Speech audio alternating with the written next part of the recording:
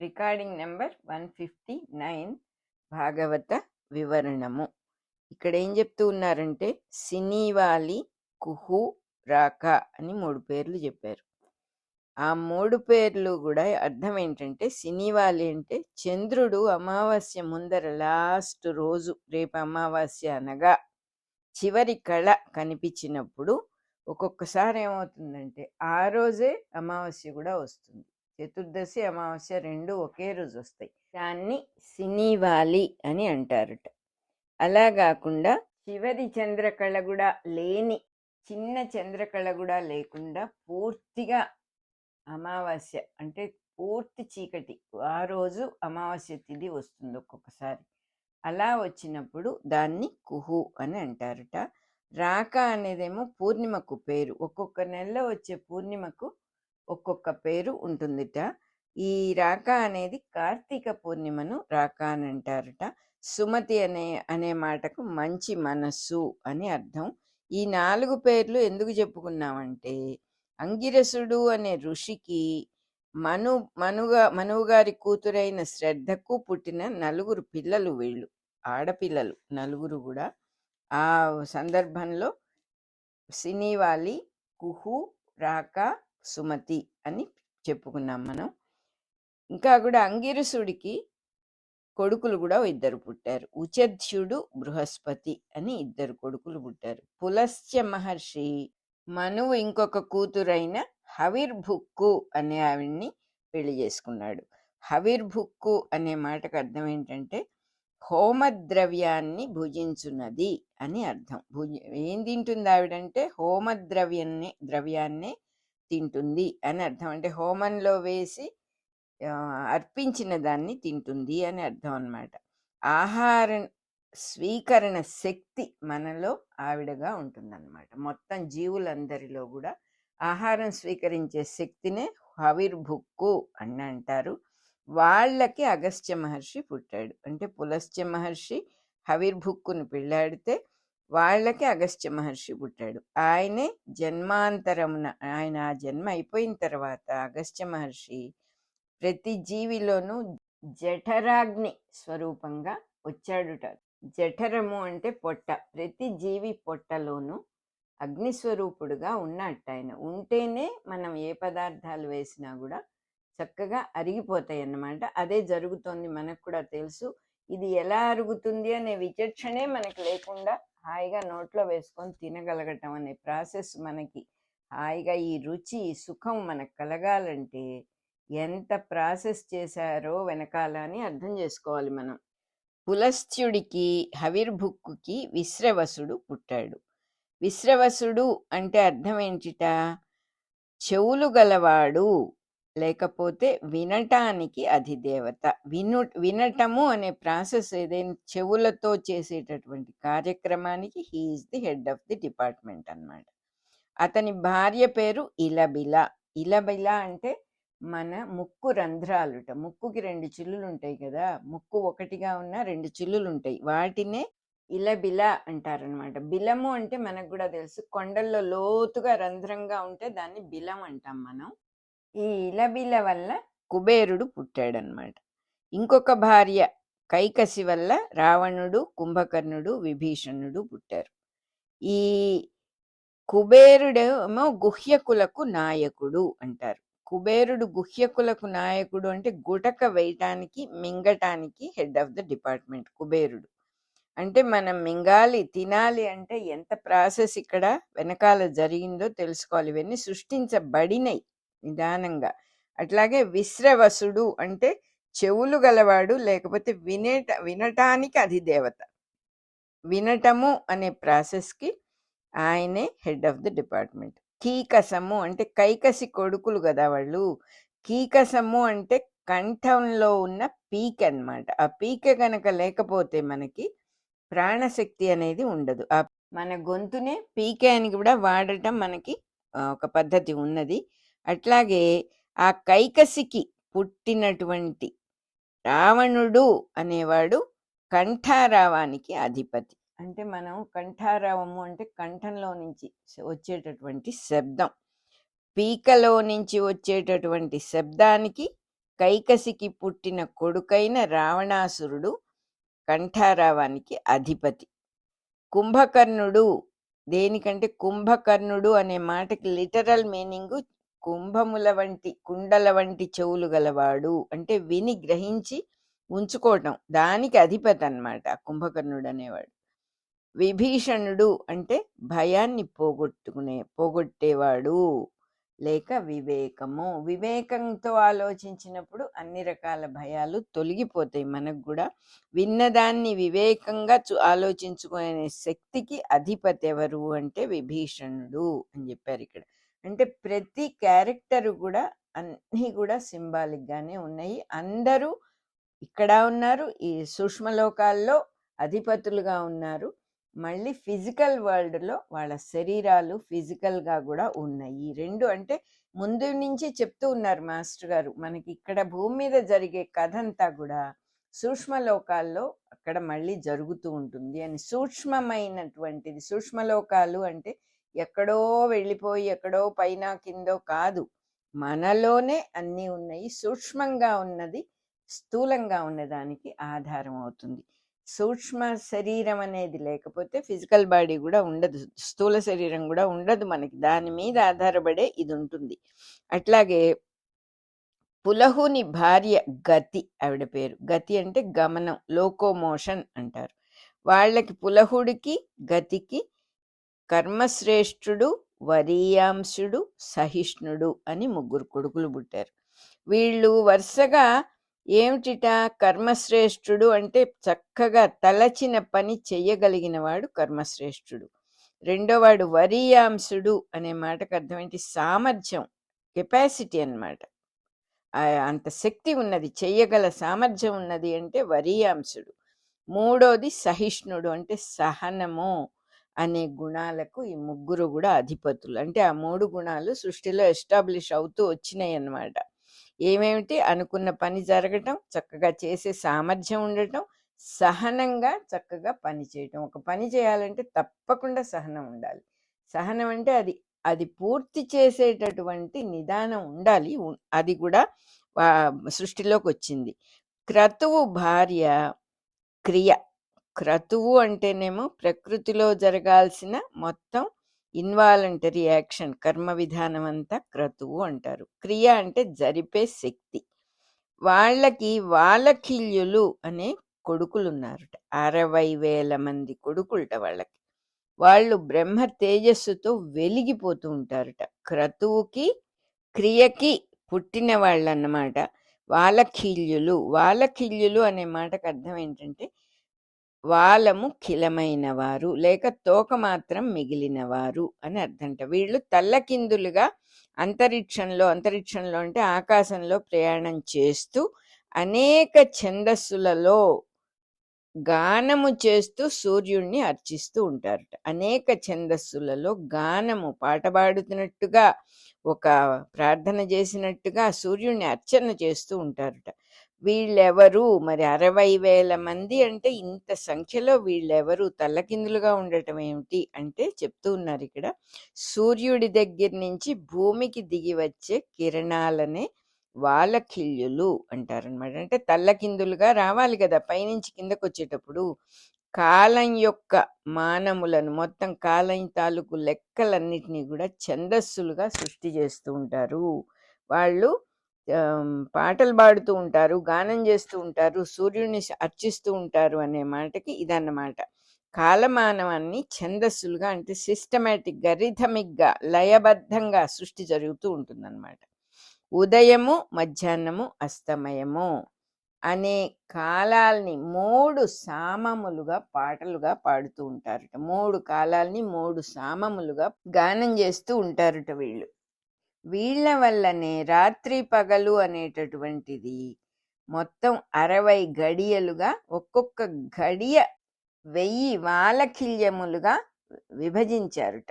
1000 వాలకిల్యములు అవుతాయి ఒక్కొక్క గడియ. రోజు మొత్తంలో ఉండేటటువంటిది ఒక రాత్రి ఒక పగలు కలిస్తే 60 గడియలు. ఒక్కొక్క గడియకి 1000 వాలకిల్యములుగా విభజించారు. సూర్యోదయం నుంచి లెక్క పెట్టుకుంటే వీళ్ళు వాలఖిల్యులు అనే పేరు ఉంటుందిట వీళ్ళకి. సూర్యాస్తమయం నుంచి లెక్క పెట్టుకుంటే వీళ్ళు సూర్యవంశపు రాజకుమారులైన సగరపుత్రులు అని అంటారుట వీళ్ళనే. సూర్యుడు మధ్యాహ్నంలో మార్తాండుడై అంటే ఫుల్ స్వింగ్ లో ఉంటాడు. మధ్యాహ్నం మిట్ట మధ్యాహ్నం అంటాం, నడినెత్తిన ఉంటాడు సూర్యుడు. అప్పుడు మార్తాండుడై వాలఖిల్యుల్ని పోషిస్తూ ఉంటాడు. అర్ధరాత్రము అనబడే పాతాళంలో సూర్యుడు కపిలుడై సగరపుత్రులను భస్మం చేస్తాడు అని చెప్పారు. ఇవన్నీ కథలుగా వస్తాయి మనకు ముందు ముందు ఇంకా కూడా వివరంగా. వశిష్ఠుడి భార్య పేరు ఊర్జ. వాళ్ళకి చిత్రకేతుడు, సురోచి, విరజుడు, మిత్రుడు, ఉల్బణుడు, వసుహృధ్యానుడు, ద్యుమంతుడు అను 7 ఋషులు పుట్టారుట. వశిష్ఠుడికి ఊర్జకి 7 ఋషులు పుట్టారు. వశిష్ఠుడికి ఇంకొక భార్య ఇంకో భార్య ఉంది ఆయనకి, శక్తి మొదలైన కొడుకులందరూ పుట్టారు. ఊర్జ అనే మాటకి ఫాల్గుణ మాసము అని అర్థం. అందులో మీనరాశి గతుడైన సూర్యుడు వశిష్ఠుడు అని పిలుస్తారు. మీనరాశిలో ఉన్న సూర్యుడిని వశిష్ఠుడు అని పిలుస్తారు. వసువులు లేక సంపదలు కలవాడు అని అర్థం. వశిష్ఠుడు అనే మాటకి వసువులు లేక సంపదలు కలవాడు అని అర్థం. అధర్వుడు అనే ఋషి భార్య పేరు చిత్తి. వారికి దధ్యంచుడు అనేవాడు పుట్టాడు. అతడు వ్రత జీవితాన్ని గడిపినవాడు, అంటే జీవితమే ఒక వ్రతంగా గడిపినవాడు. అశ్వశిరస్సు గలవాడు అంటే గుర్రంతలతో ఉన్నాడుట. అధ్వర్యుడు అనే మాటకు అర్థం ఏంటి అంటే ఈ గుర్రంతలతో పుట్టిన వాడి తండ్రి పేరు అధ్వర్యుడు. అధ్వర్యుడు అంటే కిందుగా ఉన్నవాడు అని అర్థము. చిత్త అంటే ఆయన భార్య పేరు చిత్తి కదా. చిత్త అంటే అర్థం ఏంటంటే చైతన్యము కలది. శిరస్సు మీద అంటే తల మీద పుర్రె భాగంలో మెదడుకు కిందగా మస్తిష్కానికి కిందుగా చైతన్య స్థానం ఉంటుంది. చైతన్య స్థానం అక్కడ ఉంటుందిట. అక్కడ దధ్యంచుడు అనేవాడు పుట్టాడు. మనస్సులోకి ఏవే విషయాలు వస్తాయో వాటినన్నిటినీ ధైర్యంతో ధీశక్తితో విడమరచి చూసుకోగలిగేవాడు అని అర్థంట దధ్యంచుడు అనే మాటకి. ఇతని వల్ల వివిధ శాస్త్రాలు కూడా చక్కగా తమ తమ స్పెషాలిటీస్ని ఎస్టాబ్లిష్ చేసుకుంటున్నాయి. ఈ దధ్యంచుడు అనేవాడి వల్లనే ఆ వివరణ, వివేకము, విమర్శాన్ని చక్కగా వచ్చి వాటిని వివరంగా విడమరచి చూసుకోవడం అనే ప్రాసెస్ వచ్చింది అంటున్నారు. గుర్రం తల అంటే ఉషస్సు ప్రత్యక్షమయ్యే చోటు లేకపోతే తూర్పు రేఖ అని అర్థం ఉంటా. ఉషస్సు అంటే పొద్దున పూట సూర్యుడు వస్తూ ఉన్నటువంటి తూర్పు రేఖ అని అర్థం అన్నమాట. సంవత్సరం స్టార్టింగ్లో ప్రజాపతి శిరస్సు అని అంటారుట. దాన్ని ఉషస్సుని సంవత్సరం స్టార్టింగ్లో చెప్పినప్పుడు ప్రజాపతి తలలాగా చెప్పుకుంటారన్నమాట. స్టార్టింగ్ ఇప్పుడే అని అన్నమాట. అంటే తల నుంచి కింద దాకా చూడటము అనే ప్రాసెస్ అది అశ్వనీదే నక్షత్రంతో ప్రారంభమవుతుంది. సంవత్సరారంభం అంటే మనకి ఉగాది పండగ చైత్రమాసంలో వస్తుంది. అశ్వని నక్షత్రంతో స్టార్ట్ అవుతుంది కాబట్టి అశ్వశిరస్సు కలవాడు అనేటటువంటిది అంటే గుర్రం తల అనే మాట అట్లా వచ్చిందనమాట. ఉషస్సే మేధాజనకమైన అశ్వమునకు శిరస్సు. ఉషస్సే అంటే మా పొద్దున పూట అనేటటువంటిది, లేకపోతే సంవత్సరం స్టార్టింగ్లో ఉన్నటువంటి అశ్వని నక్షత్రంతో ప్రారంభం అయ్యేది. అది మేధాజనకమైన అంటే మేధస్సు, తెలివి, అద్భుతమైనటువంటి ప్రజ్ఞ ఉన్నటువంటి గుర్రానికి అదే తల అని చెప్పి బృహదారణ్యకోపనిషత్తు చెప్తోంది. దీన్ని బట్టే అశ్వని నుంచి రేవతి దాకా ఉన్న నక్షత్రాలకు ప్రతి మానవుడి తల నుంచి పాదాల దాకా ఉన్న భాగాలకు సంబంధాన్ని జ్యోతిష్ శాస్త్రం వివరంగా చెప్తోంది అంటున్నారు. ఇంకా కూడా అహస్సు ఈ అద్భుతమైన ప్రజ్ఞ ఉన్న అశ్వానికి శిరస్సు అని కూడా బృహదారణ్యకోపనిషత్తు అంటోంది. శిశువు పుట్టిన ప్రదేశం నుంచి తూర్పు రేఖను లగ్నము అంటారు. ఎక్కడ పుట్టిన మనం జాతకం వేసినప్పుడు ఏ ఊళ్ళో పుట్టాడో కూడా మనం చెప్పాలి. ఆ పుట్టిన చోటు నుంచి తూర్పు రేఖ ఎక్కడుంది అని క్యాలిక్యులేట్ చేసి జ్యోతిషం ప్రకారం దాన్ని లగ్నము అని అంటారట. దాని నుంచి భూమి చుట్టూతా కనపడే చక్రాన్ని, అంటే ఆ క్యాలిక్యులేషన్‌లో అది పాయింట్‌గా తీసుకొని ఒక చక్రంగా వేసినప్పుడు ఆ పిల్లవాడికి ద్వాదశ భావాలు ఏర్పడే చక్రము అని జ్యోతిష్ శాస్త్రం. 12 గళ్ళుంటాయి. జ్యోతిషంలో చక్రం వేస్తే జాతకంలో జ్యోతిషం ప్రకారం 12 గళ్ళుంటాయి. ద్వాదశ భావాల్ని వ్యక్తం చేస్తాయి, కనపడేట్టు చేస్తాయి అన్నమాట అవి. ఆ రేఖ నుంచి ఆ చక్రంలో మొత్తము విభాగాలకి, ఆ పిల్లవాడి తల నుంచి పాదాలకు ఉన్న విభాగాలకి సంబంధాన్ని కూడా జ్యోతిష్ శాస్త్రం వివరిస్తూ ఉంటుంది. కాబట్టి అంటే ఎలా క్యాలిక్యులేట్ చేస్తారు వీళ్ళు అనేది ఎంత బ్యూటిఫుల్గా చెప్పారు. ఏ శాస్త్రమైనా మనం కొంచెం వివరంగా చదువుకుంటే చాలా బాగా అర్థమవుతుంది మనకి. ఇది కొంచెం బ్యాక్గ్రౌండ్ తెలుస్తోంది కాబట్టి. ఇంకా ఏం చెబుతున్నారంటే మనిషి తల మీద, తల లోపల కపాలానికి కిందగా ఉన్న భాగం అశ్వని నక్షత్ర ప్రభావంతో ఉంటుంది. దీన్ని ఉపాసించటం వల్ల అన్ని విద్యలకు ఆధారమైన ధీశక్తి బాగా వికసిస్తుంది. ధీశక్తి అంటే బుద్ధి బాగా వికసిస్తుందిట అని చెప్తూ ఉన్నారు. సంపూర్ణముగా వికసించును అని. ఈ మొత్తాన్ని ధ్యానం చేయటం కోసం గుర్రం తలకాయ ఉన్న దేహం ఉన్న మనిషి అని ఋషులు మనకొక రూపాన్ని ప్రసాదించారు అంటున్నారు. దధాన శక్తి అనే దాన్ని ఇచ్చే రూపం కాబట్టి ఇతని పేరు దధ్యంచుడు అయిందన్నమాట. గుర్రం తలని ధ్యానం చేయాలి కాబట్టి హయగ్రీవుడు అని కూడా పేరు ఆయనకి. గ్రీవము అంటే మెడ, హయము అంటే గుర్రం, గుర్రపు తల గలవాడు అని అర్థం. ఇతడు జ్ఞానానందమయ స్వరూపుడు, సామాన్యుడు కాదు. హయగ్రీవుడు జ్ఞానమే స్వరూపం, జ్ఞానంతో కూడిన ఆనందమయ స్వరూపుడు. ఆయన సర్వ విద్యలకు ఆధారమైన వాడు. ఇతని యందు జీవుడు మనిషి ఎలా మేల్కొనేటటువంటి మేధా యజ్ఞం ఒకటి ఉందిట, అశ్వమేధము అని అంటారట. అశ్వమేధ యజ్ఞం అనే మాట మనం చాలాసార్లు విన్నాము. బయట సృష్టిలో శ్రీరామచంద్రుడు అశ్వమేధం చేశాడు అనేది మనం చదువుకున్నాం. కానీ అసలు అశ్వమేధం అనే మాటకి లోపల జరిగే ప్రాసెస్ అన్నమాట దానికి అర్థం. ఈ దేవతలో జీవుడు, ఏ మనిషి అయినా ఏ జీవుడైనా మెలకువ కలిగి ఉండటము అతని శ్వాస వల్లనే జరుగుతుంది. శ్వాస ఆడితే కదా ఒక మేల్కాంచి ఉండటం అనేది. కాబట్టే శ్వాసనే మంత్రంగా ఉచ్చరించి పెద్దవాళ్ళు ఈ మేధామూర్తిని ప్రసన్నుణ్ణి చేసుకుంటారు. మేధస్సు అనేది, ఆ తెలివి అనేది, ఆ ప్రజ్ఞ అనేది ఓపెన్ అవుట్ అవ్వాలంటే ఆ శ్వాసనే ఒక మంత్రంగా వాళ్ళు శ్వాస మీద దృష్టి పెట్టి, శ్వాసలో ఉన్న మంత్రము అంటే సోహం అని, లేకపోతే హంసో అని క్రమోత్క్రమములుగా ఒక సిస్టమేటిక్గా ఉంటుంది. అందులో హంసో అనే అక్షరాల్ని తీసుకొని హల్లులు విడదీసేస్తే హ ప్లస్ 0 అవుతుంది, స ప్లస్ ఓ వస్తుంది. ఇందులో హల్లులతో దేహమంత్రం ఏర్పడుతుంది, అది సహ అవుతుంది అన్నమాట. దీన్నే హయగ్రీవ మంత్రము అని కూడా అంటారు. మహాత్ముడైనటువంటి భృగు మహర్షి భార్య పేరు ఖ్యాతి. భృగువు అంటేనేమో తెల్లని వెలుగు లేకపోతే తేజస్సు అని అర్థం. దీన్ని బట్టే సూర్యుడి వెలుగుకు సవిత భర్గము, సవిత యొక్క భర్గము అని సూర్యుడి వెలుగుకి చెప్తూ ఉంటారు. ఖ్యాతి అంటే జీవులలో ప్రఖ్యాతిగా ఉండటము అని అర్థం. ఈ ఖ్యాతికి భృగుకి ధాత విధాత అని ఇద్దరు కొడుకులు పుట్టారు.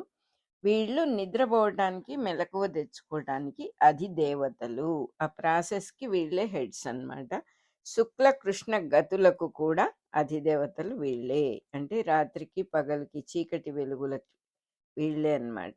మన భూగోళను తిరుగుతూ ఉంటే దానివల్ల కలుగుతూ ఉన్న అహోరాత్రములకు, రాత్రి పగలు వీళ్ళే అధిదేవతలు. వీళ్ళు తెల్లటి నల్లటి దారాలతో రాత్రి పగలు అనే బట్టలు నేస్తూ ఉన్నారు అని మహాభారతంలో ఉదంకోపాఖ్యానంలో సింబాలిక్గా చెప్పారట. అక్కడ మహాభారతంలో ధాత విధాత ఇద్దరు కూడా స్త్రీలుగా వర్ణించారట అక్కడ. ఇంకా కూడా భృగువుకి ఖ్యాతికి శ్రీ అనే ఒక అమ్మాయి పుట్టింది. ఈవిడ లక్ష్మీదేవి యొక్క అవతారం అన్నమాట. సంపదలన్నిటికీ కూడా ఆవిడ అధిదేవత. శ్రీ అని ఉచ్చారణ చేసుకుంటూ ఆవిడని గనక ఆరాధిస్తే ధనవంతుడుగా జీవించటానికి అవసరమైన మంచి మార్గాలన్నీ కూడా లోపల మనస్సుకి అర్థమైపోతాయిట అని అర్థమైపోతాయి. ప్రసన్న మగును, ఆ సన్మార్గ రహస్యములు ప్రసన్న మగును అని చెప్పారు ఇక్కడ. శ్రీదేవి భృగు మహర్షి కూతురు కూడా కాబట్టి ఆమెకు భార్గవి అని పేరు వచ్చింది అన్నారు. ధాత విధాత ఆయతి నియతి అనే కన్యలను పెళ్లి చేసుకున్నారు. ఈ కన్యలు మేరువు అనే ఆయన కూతుళ్ళు. ఆయతి అంటే విస్తృతి, ఎక్స్పాన్షన్. నియతి అంటే ఉపసంహారం, అంటే విచ్చుకోవడం ముడుచుకోవడం అనే ఈ రెండు పదాలకి కూడా అర్థము. అహో అంటే ప్రతిదీ సృష్టిలో సృష్టించబడాలి కాబట్టి ప్రతి యాక్షన్ కూడా ఊహించి ఇది ఇలా జరగాలి, ఇది ఇలా జరగాలి. ఇప్పుడు మనకి న్యాయంగా ప్రాణస్పందన ఎలా జరుగుతోంది? బయటికి వదలటం, లోపల తీసుకోవటం, బయటికి వదలటం, లోపల తీసుకోవటం. ప్రాణవాయువుని మనం చక్కగా అలా లోపలికి బయటికి తీసుకునే ప్రాసెస్ ఆగకుండా జరగాలంటే స్పందనాత్మకం అనేది ఒకటి క్రియేషన్లో ఉండాలి. అవన్నీ కూడా సృష్టించబడ్డాయి అన్నమాట. ఆ రకంగా అహోరాత్రములు అంటే చీకటి వెలుగులు, అవి ఒకదాని తర్వాత రావటం, ఒకటి రావటం, మళ్ళీ వెనక్కి వెళ్ళిపోవటం అనే ప్రాసెస్ అట్లాగే వచ్చింది. మేరువు అంటే ఏంటంటే ఉత్తర ధ్రువం, అంటే నార్త్ పోల్ పైగా ఉండే శక్తులన్నీ, అన్ని ఎనర్జీస్ ఒక సుడిగుండంలాగా ఉంటాయట. దాన్ని మేరువు అని అంటారట. ఇది గోపురంలాగా ఏర్పడి భూమిని తన చుట్టూ తను తిరిగేటట్టుగా చేస్తుందిట. దానివల్లనే రాత్రి పగలు అనేవి ఏర్పడుతున్నాయి అని చెప్పారు ఇక్కడ. మన రికార్డింగ్ నెంబర్ 159 అయిపోయింది.